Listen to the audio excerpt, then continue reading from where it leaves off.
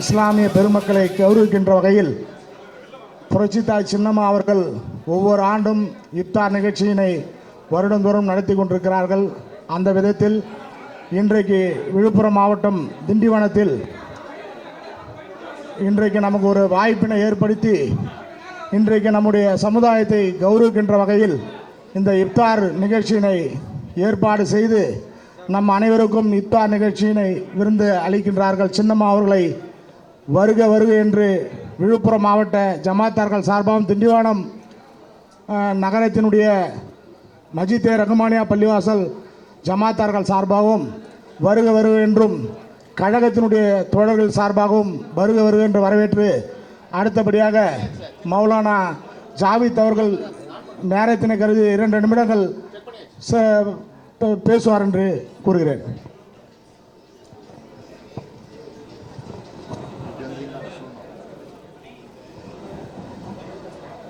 நஹ்மதுல்லாஹ நுஸல்லி வனுஸல்லிமு அலா ரசூலிஹில் கரீம்.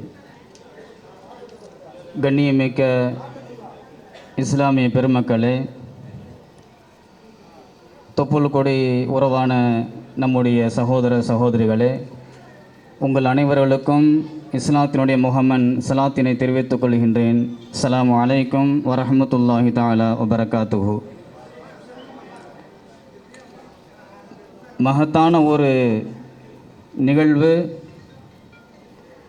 ஏழையினுடைய பசி, வறியவரினுடைய அந்த பசியை நீ உணர வேண்டும் என்பதற்காக வேண்டி இறைவன் இஸ்லாமியர்களுக்கு கடமையாக்கப்பட்ட நோன்புகளில் ஒரு மகத்தான ஒரு நோன்பு இந்த ரமலானுடைய மாதத்தினுடைய நோன்பு.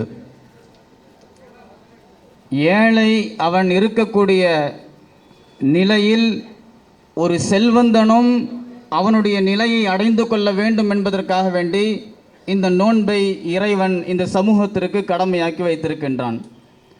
அந்த மதிப்பு மிக இந்த மாதத்தை சிறப்புப்படுத்தும் வகையில், இஸ்லாமியர்களுடைய உணர்வுகளை மதிக்கக்கூடிய வகையில், எப்படி நம்முடைய தமிழ்நாட்டினுடைய முன்னாள் முதலமைச்சர் புரட்சி தலைவி அம்மா அவர்கள் எப்படி இருந்தார்களோ அந்த வழியிலே வந்த நம்முடைய புரட்சி தாய் அம்மையார் அவர்கள் இஸ்லாமியர்களுடைய உணர்வை அறிந்து கொள்ள வேண்டும், அவர்களோடு நாமும் இந்த நிகழ்வில் கலந்து கொள்ள வேண்டும் என்பதற்காக வேண்டி ஒவ்வொரு ஆண்டும் நீங்கள் முத்துப்பேட்டையிலிருந்து நாகூரை தொடர்ந்து சென்னை பல இடங்களில் இந்த இஃப்தார் நிகழ்ச்சியை புரட்சி தாய் அம்மையார் அவர்கள் நடத்தி கொண்டிருக்கின்றார்கள்.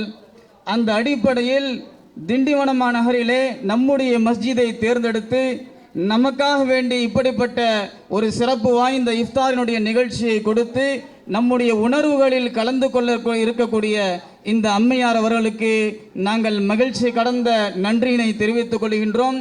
அது மட்டுமல்லாமல் 4 இந்தியா அளவிலே 4 இரும்பு பெண்மணிகள் என்று சொன்னால் அதிலே ஒன்று இந்திரா காந்தி அம்மையார், 2வது நம்முடைய ஜெயலலிதா அம்மையார், அதற்கடுத்தபடியாக வெஸ்ட் பெங்காலில் இருக்கக்கூடிய மம்தா பானர்ஜி அம்மையார் அந்த வழியிலே வந்து பல அரசியலுடைய வாழ்க்கையில் பல துரோகங்களையும் பல எதிரிகளையும் சந்தித்து கொண்டு துணிச்சலான பெண்மணியாக, தைரியமான பெண்மணியாக, வாழ்க்கையிலே மிகவும் பொறுமையான பெண்மணியாக நம்முடைய புரட்சி தாய் அம்மையார் அவர்கள் தன்னுடைய அரசியல் களத்தை நடத்தி கொண்டிருக்கின்றார்கள்.